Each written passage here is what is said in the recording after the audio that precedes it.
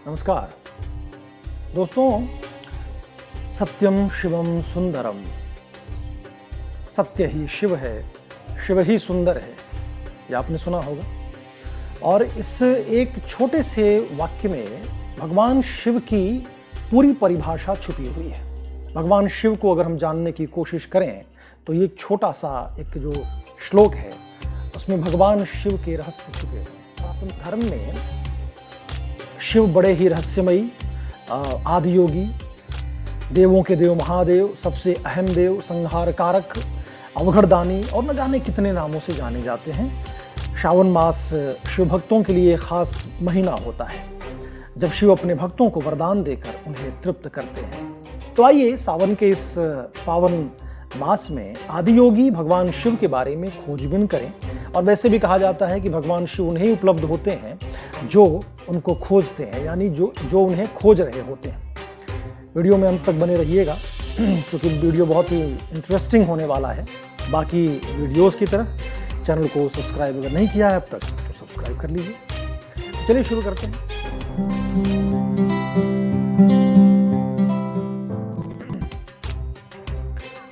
दोस्तों, जब हम शिव कहते हैं तो हमारा इशारा उस शून्य की तरफ होता है जो नहीं है। शून्य, पूरा ब्रह्मांड शून्य है। जो कुछ भी हम देख रहे हैं उसके बारे में कहा जाता है कि ये सब जो आंखों से दिख रहा है हमारे, ये लिमिटेड हमारे सेंसेस हैं और उनसे जो कुछ भी हम देख रहे हैं वो सब विनष्ट होने वाला है, सब का सब खत्म हो जाएगा और जो बचेगा वो शून्य है। तो इसका मतलब ये हुआ कि पूरा का पूरा ब्रह्मांड शून्य में ही स्थित है और डार्क है, अंधकार है। प्रकाश की भी सीमित उम्र होती है। जहां भी हम प्रकाश देख रहे हैं वो प्रकाश भी खत्म हो जाने वाला है एक दिन। तो जो रहने वाला है, जो शाश्वत है, वो अंधकार है। आज के आधुनिक विज्ञान ने यह साबित भी कर दिया है कि सृष्टि में सब कुछ शून्यता से आता है और वापस शून्यता में ही समा जाता है। इस अस्तित्व का आधार और संपूर्ण ब्रह्मांड का मौलिक गुण ही एक विराट शून्यता है। उसमें मौजूद आकाश गंगाएं केवल छोटी मोटी गतिविधियां हैं जो किसी फुहार की तरह है। उसके अलावा सब एक खालीपन है। इसे शिव के नाम से जाना जाता है। शिव ही वो गर्भ है जिसमें से सब कुछ जन्म लेता है और वही वो गुमनामी है जिनमें फिर से सब कुछ समा जाता है। सब कुछ शिव से आता है और फिर शिव में समा जाता है। दोस्तों, अंधकार शाश्वत है, जैसा अभी हमने चर्चा किया। प्रकाश एक सीमित संभावना है, इसकी शुरुआत होती है और अंत भी हो जाता है। परंतु एक अकेली चीज है जो अंधकार, वो शाश्वत है। दिव्य अंधकार शिव है। वही दिव्य अंधकार जो शाश्वत है वही शिव है। समझने की कोशिश कर रहे हैं हम कि आखिरकार शिव हैं कौन, जिनको हम भगवान शंकर, भोले शंकर और पता नहीं कितने नाम हैं। आप सब लोग जानते हैं, कैलेंडर में जो फोटो है उनके उस फोटो से भी जानते हैं। शिव दूसरे स्तर पर एक विशेष योगी हैं, इसलिए इनको आदि योगी भी कहते हैं, यानी पहले योगी। पूरे ब्रह्मांड का पहला योगी शिव है, जो आदि गुरु हैं, यानी पहले गुरु भी हैं। आज जो यौगिक विज्ञान है उनके जनक शिव ही हैं। योग इस जीवन की मूलभूत रचना को जानने और इसे अपनी परम संभावना तक ले जाने का विज्ञान और तकनीक है। इसलिए योग जो हम आज जानते हैं, जिस योग को अब आपको पता चल गया होगा, जो पतंजलि योग है या जो भी योग है, वो सब शुरुआत होती है शिव से। इसलिए उनको आदि योगी कहा जाता है। तो शिव शब्द वो जो नहीं है और आदि योगी दोनों की ही ओर संकेत करता है, क्योंकि ये दोनों पर्यायवाची हैं। और अगर आप विश्लेषण करेंगे तो पाएंगे कि ये दोनों ही शब्द एक ही जगह जाके मिल जाते हैं। तो ये इसका मतलब ये हुआ कि ये दो अलग अलग एंटिटी नहीं है। आखिरकार ये दोनों जो हम जिसके बारे में हम चर्चा कर रहे हैं कि शिव एक वो हैं जो नहीं है और दूसरा आदि योगी है। तो जब दोनों का विश्लेषण करें तो पता चलता है कि ये दोनों एक में ही जाके समा जाता है और इसका मतलब कि ये एक ही एंटिटी है जिसको हम दो नामों से जानते हैं। ये जीव जो एक योगी है और वो जो शून्यता जो सृष्टि का मूल है, दोनों एक ही है। शून्यता ही हर चीज को अपने भीतर समा सकती है। योग शब्द का अर्थ है मिलन। योगी वो है जो इस मिलन का अनुभव कर लिया है। इसका मतलब हुआ कि कम से कम एक क्षण के लिए वो पूर्ण शून्यता बन चुका है। शिव परम तत्व भी है और योगी भी है, जिन्होंने योग का उपहार दिया है। कैलेंडर वाले शिव या कर्मकांड या पुराण वाले शिव हिंदुओं की कोरी कल्पना है, जिसका वास्तविकता से कहीं दूर दूर तक कोई संबंध नहीं है। दोस्तों, ये जो लाइन मैं बोल रहा हूँ बहुत सोच समझ के बोल रहा हूँ। मुझे पता है कि जो लोग बहुत ज्यादा हिंदू धर्म में बिलीव करते हैं, कट्टर हिंदू धर्म है, जिनमें कट्टरता है, वो शायद इसका विरोध करें या वो इस बात को स्वीकार ना करें, और हो सकता है मुझे गालियां भी पड़ सकती हैं, लेकिन मैं इसका फिक्र नहीं कर रहा हूं, क्योंकि इस वीडियो का मकसद ही है आप लोगों को ये बताना कि आखिर शिव है कौन। क्या वो कैलेंडर वाला फोटो वाले जो है बाबा हैं वो शिव हैं? कैलेंडर किसने बनाया होगा? एक इंसान की कल्पना है। आप खुद सोचिए, जो भी फोटोग्राफर है, जो भी चित्रकार है, उसने अपनी कल्पना के हिसाब से एक फोटो बना दिया, जो उसने सुना है, पढ़ा है पुराणों में, उसके आधार पर उसने एक तस्वीर बना दी। लेकिन ये आप जान लें कि जो भी तस्वीर हम भगवान की देखते हैं वो हमारी सिर्फ और सिर्फ कोरी कल्पना है, हकीकत बिल्कुल भी नहीं है। यानी अब आप इस बात से सोचिए कि इंसान अगर भगवान की तस्वीर बनाता है तो इंसान की तरह, तो क्या वो हमारी तरह लिमिटेड सेंसेस वाले इंसान हैं? संभव ही नहीं है। वो चाहे राम हो, चाहे कृष्ण हो, चाहे शिव शंकर हो, चाहे कोई भी हो। तो ये वो एंटिटी है जिसको हमने अपनी आंखों से देखा ही नहीं है, सिर्फ कल्पना की है, और कल्पना से हमने तस्वीर बना डाली और हम उसी की पूजा कर रहे हैं, उसी को हकीकत मानने लगे। सबसे बड़ी विडंबना ये है कि उस कैलेंडर के ही बाबा को हमने हकीकत मान लिया है। वो शिव नहीं है। शिव तो विस्तार है, शिव तो बृहद है। शिव एक इंसान कैसे हो सकता है? शिवलिंग शिव के प्रतीक है। जैसे शिवलिंग की हम पूजा करते हैं, वो शिव के प्रतीक है, वो लिंग नहीं है। क्योंकि जब निराकार अस्तित्व प्रकट होना शुरू हुआ था, या दूसरे शब्दों में जब हम सृजन कहें कि जब सृजन होना शुरू हुआ था, तब जो पहला रूप लिया वह दीर्घवृत्त या एक्लिप्स था। ओम नमः शिवाय, ये जो मंत्र है जिसका हम जाप करते हैं दोस्तों, ये बहुत पावरफुल मंत्र है। सिर्फ ओम नमः शिवाय बोल देने से आपकी एनर्जी क्लीन हो जाती है और आपके अंदर एक अनुभूत, एक अद्भुत ऊर्जा का संचार होता है। इस मंत्र के बारे में हम कभी और किसी वीडियो में पूरा एक डेडिकेटेड वीडियो बनाएंगे और उस पर चर्चा करेंगे, लेकिन अभी आप जान लें कि ओम नमः शिवाय, हम उस शिव को नमस्कार करते हैं। ये इसका अर्थ सिर्फ इतना नहीं है, बहुत बृहद है। दोस्तों, पूरा शिव पुराण सापेक्षता के सिद्धांत और क्वांटम मैकेनिक्स के सिद्धांत, पूरी आधुनिक भौतिकी को बहुत ही खूबसूरती से कहानियों के जरिए व्यक्त किया गया है।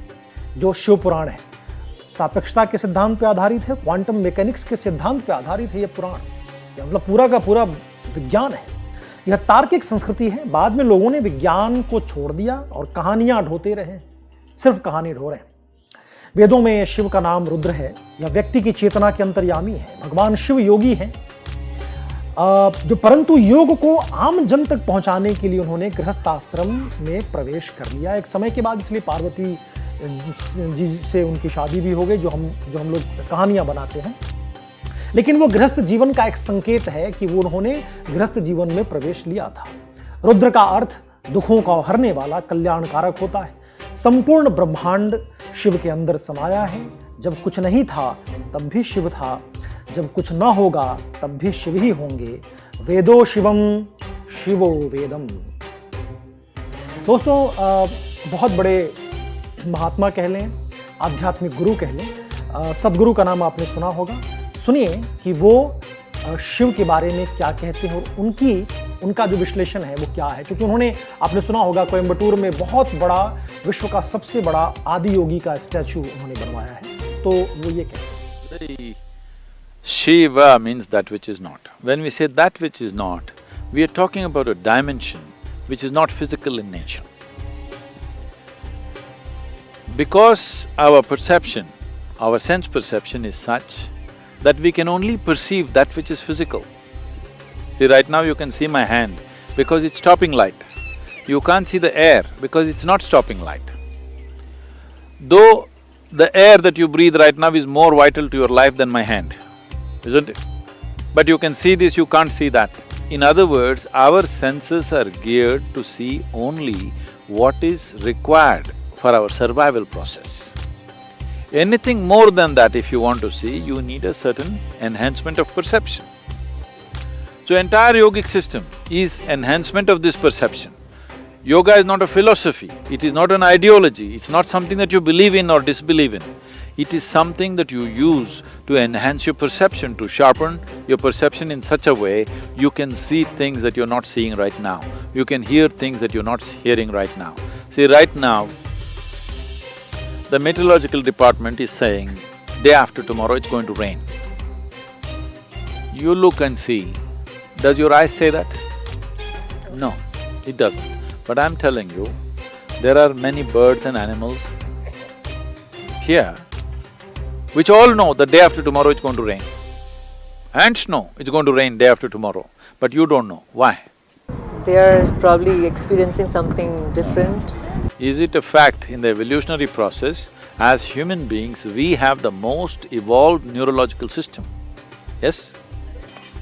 But they know and we do not know, simply because most human beings have burdened themselves with too much thought and too much emotion. They have not learned this fundamental, how to handle their thought and how to handle their emotion. So our own intelligence has become an impediment, that we don't even see things that an ant sees or an elephant sees or a tiger sees or even a dog sees. If you can't find out something, you bring dogs to find out today, isn't it? Because they seem to smell it out better, they seem to know things better than you. Because of that, we created instruments. Because we have an intelligence which is of a certain kind and which is still new to us, if in evolutionary scale it's still new to us. Because of this, we came up with tools, mechanisms, instruments. So we can't see up there what is there, so we put a telescope.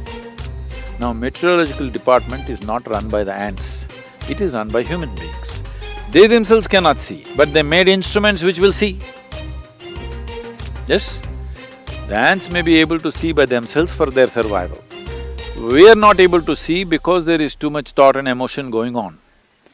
But now we came up with instruments which will see for us, which will hear for us, which will tell us things which we ourselves are not able to do. So in this entire process, what is visible and what is not visible? What has a physical structure and what does not have a physical structure? We started exploring all these things. But the fundamental of our science or the pursuit of our science is called as physics. Physics is the only real science, rest is all offshoots of that. So when you say physics, you have clearly stated you only want to study that which is physical. This is a folly. This is the biggest mistake we've made.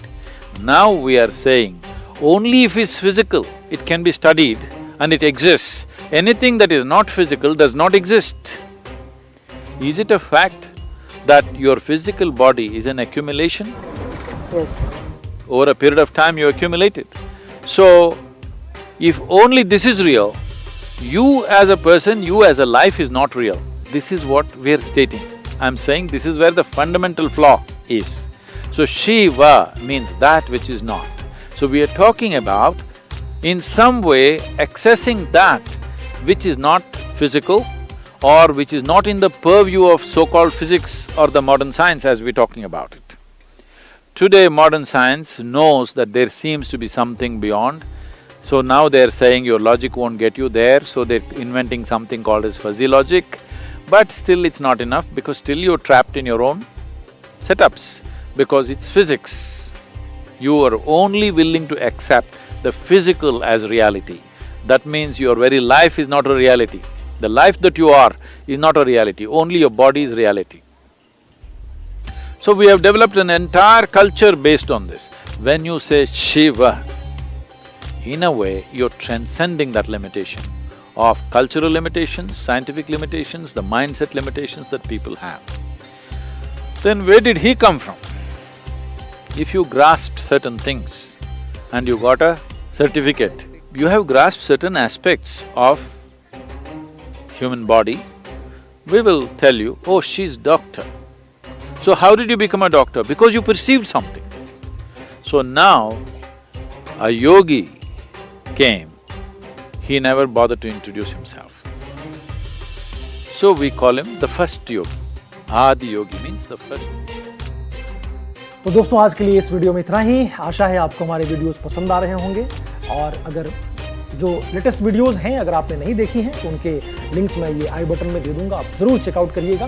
और हमारे channel को अब तक आपने subscribe नहीं किया है तो कर लीजिए, वीडियो को लाइक भी कर दीजिए, शेयर भी कर दीजिए, क्योंकि आपके ही हेल्प से सबसे खुशखबरी ये है कि हमारा चैनल सिर्फ 2 से 3 महीने के अंदर अभी 750 सब्सक्राइबर क्रॉस कर लिया है।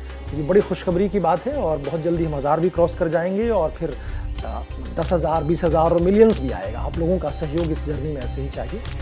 और ये वीडियोस हमारे फेसबुक पे, इंस्टाग्राम पे भी अपलोड कर दिया जाता है। चलिए आज के लिए इतना ही। शिव शंभो, ओम नमः शिवाय।